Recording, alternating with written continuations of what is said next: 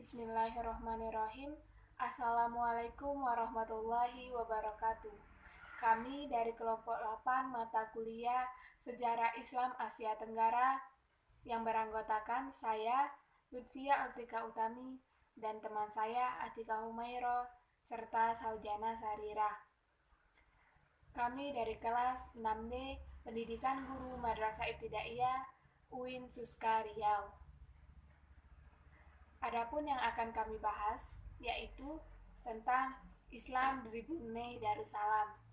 Poin-poin yang akan kami bahas adalah yang pertama, sejarah Brunei Darussalam, yang kedua, masuknya Islam di Brunei Darussalam. Selanjutnya akan dilanjutkan oleh teman saya yaitu Atika Humaira. Baiklah, saya Atika Humaira Sution akan mempresentasikan makalah kami, yaitu Islam di Brunei Darussalam. Sebelum kita masuk ke Islam Brunei Darussalam, kita pelajari dulu tentang sejarah kemunculan Kesultanan Islam Brunei Darussalam. Ada 3 teori yang menyebutkan tentang munculnya kerajaan Brunei Darussalam, yaitu pertama, munculnya Kesultanan Melayu Brunei, yaitu ketika Malaka jatuh ke tangan Portugis pada tahun 1511 Masehi. Yang kedua, Kesultanan Melayu Islam Brunei muncul kira-kira pada awal abad ke-15 Masehi. Yang ketiga, Kesultanan Melayu Islam Brunei muncul pada abad 1371 Masehi, yaitu sebelum munculnya kerajaan Islam Malaka. Nah, sebelum teman-teman pada tahu kan, negara Brunei tersebut adalah negara baju. Negara Brunei Darussalam merupakan salah satu negara kecil di Asia Tenggara jika dibandingkan dengan negara tetangganya seperti Malaysia dan Indonesia. Secara geografis, Brunei Darussalam terletak di pantai laut Kalimantan yang di bagian baratnya merupakan daratan pantai yang berawan dan di sebelah timurnya berbukit. Sebagian ahli sejarah mengatakan bahwa Brunei sudah ada sejak abad ke-7 dan abad ke-8. Abad ke-8. Kerajaan ini kemudian ditaklukkan oleh kerajaan Sriwijaya pada awal abad ke-9 dan kemudian dijajah oleh Majapahit. Ketika Majapahit mulai runtuh, Brunei kemudian berdiri sendiri. Dan tentang sejarah kerajaan Brunei pra-Islam tidak banyak ditemukan. Beberapa sumber termasuk berbagai buku dari Pusat Sejarah Brunei sendiri hanya ditemukan beberapa sumber. Seperti hanya ditemukan melalui manuskrip yang bersumber dari sejarah Cina. Namun, catatan sejarah tersebut lebih banyak bercerita tentang kerajaan Puni. Hal itu dapat dimaklumi karena kerajaan Puni merupakan kerajaan terakhir sebelum berubah menjadi kerajaan Brunei dengan tata pemerintahan Islam. Mengacu pada sejarah Cina, kerajaan Brunei telah ada sejak abad ke-6 Masehi. Hal ini terbukti dengan adanya hubungan perdagangan Brunei dengan dinasti Ling di Cina. Kala itu Brunei lebih kenal dengan nama Poli, menyebutkan nama kerajaan Brunei berbeda-beda sesuai dengan sebutan yang digunakan oleh masing-masing dinasti Cina. Selanjutnya, kerajaan Brunei tetap dikenal sebagai sebutan yang sama pada dinasti Tang dan berubah menjadi Polo saat terjadi hubungan perdagangan dengan dinasti Sung dan kemudian menjadi Poni atau Puni semasa dinasti Ming. Nah, sekarang kita masuknya Islam di Brunei Darussalam. Agama Islam diperkirakan telah tersebar di Brunei pada tahun 1511, maka telah jatuh ke tangan Portugis. Mulanya atau awalnya Portugis menumpukan kepentingan wilayah kepada Semenanjung, Tanah Melayu dan Selat Melaka. Tetapi pada tahun 1526 berikutan dengan tercapainya satu perjanjian perniagaan dengan Brunei. Portugis telah membuka perniagaan di Brunei pada masa itu. Brunei telah menjadi persinggahan para pedagang di sepanjang lalu lintas perkapalan Malaka dan Ternate. Menurut riwayat Cina, pada tahun 977, Raja Puni telah menghantar utusannya ke Cina yang diketuai oleh Puyali, Kadi Kosim, dan Sheikh Noh. Ini membuktikan bahwa agama Islam sudah dipeluk oleh beberapa pengaruh di Brunei.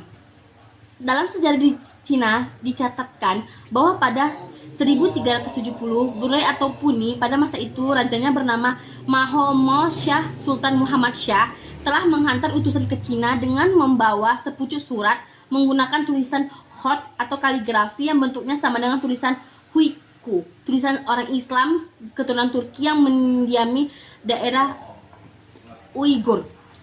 Pemerintah negara Brunei sebelumnya tercatat dalam kamus Kanun Brunei dan pernah dijalankan sebelum menyebarluasnya sistem atau gaya pemerintahan ala barat. Adalah suatu pemerintahan yang terdiri dari Sultan Jamaah Perunding dan penasihat, yaitu Duli-Duli Wazir, Pangeran Bendahara, Pangeran di Gadong, Pangeran Tamangong, Pangeran Pamanca, Kadi Besar, dan beberapa orang cerita sebut orang Melayu untuk Satria. Nah, dimulai pada zaman pemerintahan Sultan Muhammad Hassad 1582 dan 1598, Brunei mempunyai pemerintahan yang berbentuk piramida dengan sultan berada pada puncaknya. Sedang di bawahnya adalah 4 orang wazir, yakni Pangeran Bendahara, Pangeran di Gadong, Pangeran Temonggong, dan Pangeran Pamanca. Di bawah para wazir terdapat 60 orang cerita dan 32 Ksatria Damit.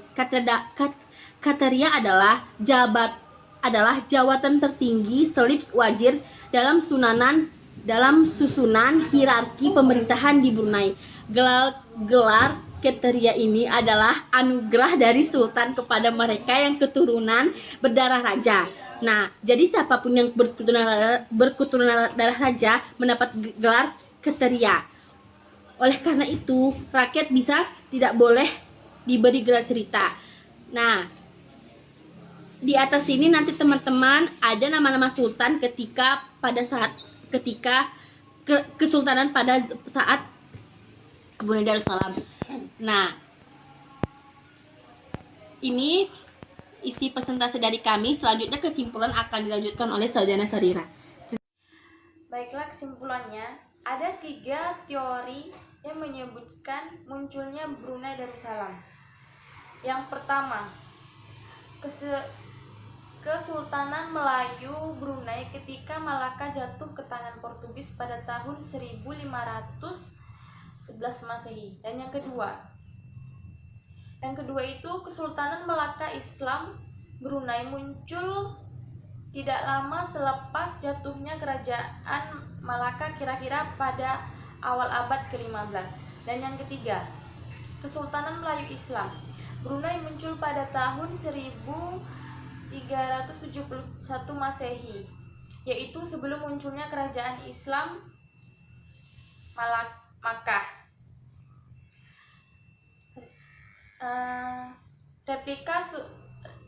Kemudian replika stup yang dapat ditemukan di pusat sejarah Brunei menjelaskan bahwa agama Hindu Buddha pada suatu masa dahulu pernah dianut oleh penduduk Brunei.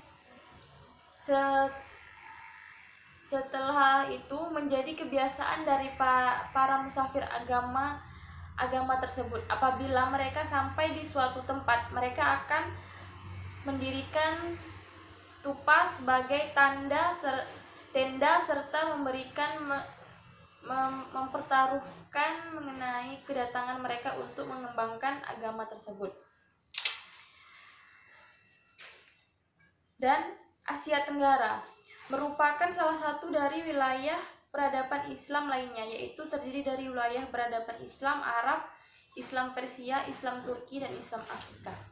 Baiklah, inilah hasil presentasi kami. Mengucapkan terima kasih. Assalamualaikum warahmatullahi wabarakatuh.